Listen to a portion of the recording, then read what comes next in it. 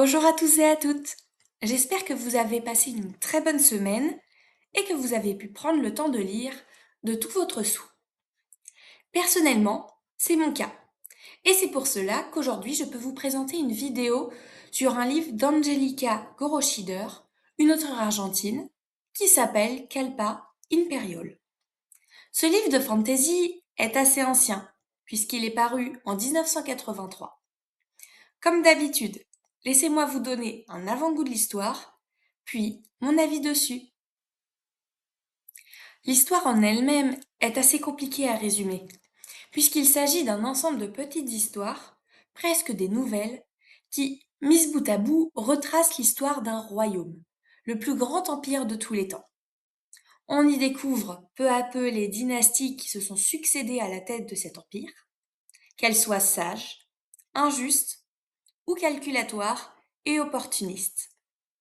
À travers des personnages tels qu'un voleur rusé, un chat, une grande impératrice et un conteur de contes, découvrez cet empire qui existe depuis la nuit des temps et existera toujours. C'était un résumé assez vague de Kalpa Imperial. Il n'est pas très précis, j'en conviens. Mais d'écrire une histoire qui se compose de plein d'histoires n'est pas un exercice facile. Passons maintenant, si vous le voulez bien, à la suite de cette vidéo sur une partie tout à fait personnelle puisque j'y donne mon avis. Ce roman est très particulier à lire.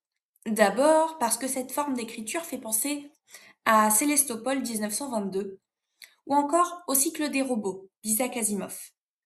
Un enchaînement de plusieurs nouvelles qui forment un tout, bien que l'univers soit complètement différent. À titre personnel, je reste mitigée sur ce roman. L'univers est très complet, avec un style d'écriture très rare. On sort totalement des clichés de la fantasy, où les héros sont de jeunes adultes qui ne savent pas ce qu'ils ont de spécial, mais finissent toujours par sauver le monde. C'est très rafraîchissant. Mais le style d'écriture est complexe. Les phrases sont parfois très longues, avec beaucoup de compléments. Cette lecture m'a personnellement demandé une certaine concentration que beaucoup de livres ne demandent pas. Avec peu de dialogue et beaucoup de descriptions, l'imagination est ici très importante.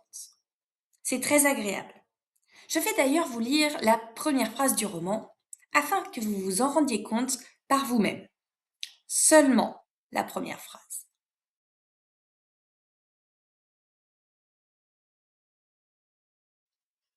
Le narrateur dit: à présent que soufflent des vents cléments, à présent que sont révolus les jours d'incertitude et les nuits de terreur, à présent qu'il n'y a plus de délation, de persécution ou d'exécution secrète, à présent que le caprice et la folie ont disparu du cœur de l'Empire, à présent que ni nous, ni nos enfants ne sommes assujettis à l'aveuglement du pouvoir, à présent qu'un homme juste se tient sur le trône d'or, et que les gens sortent tranquillement de leur maison pour voir s'il fait beau, et vaquent à leurs occupations, et planifient leurs vacances, et les enfants vont à l'école, et les acteurs jouent leur rôle du fond du cœur, et les filles tombent amoureuses, et les vieux meurent dans leur lit, et les poètes chantent, et les joailliers pèsent l'or derrière leurs petites vitrines, et les jardiniers arrosent les parcs, et les jeunes discutent, et les aubergistes mettent de l'eau dans le vin, et les maîtres enseignent ce qu'ils savent,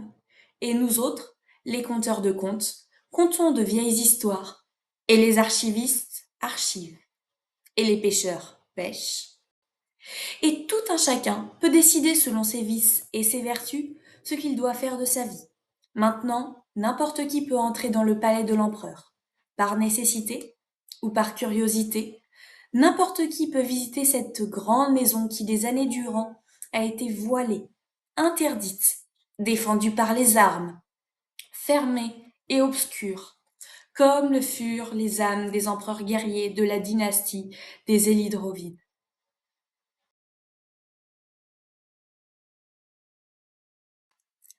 Et ce n'était que la première phrase du roman. C'est en raison de leur longueur qu'il n'est pas le livre le plus facile à lire.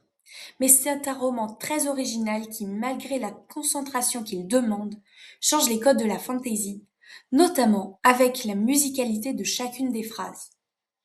Si vous avez aimé le style d'écriture de Sélestopol 1922, je pense que ce roman peut vous plaire. Mais ne vous attendez pas à un univers semblable.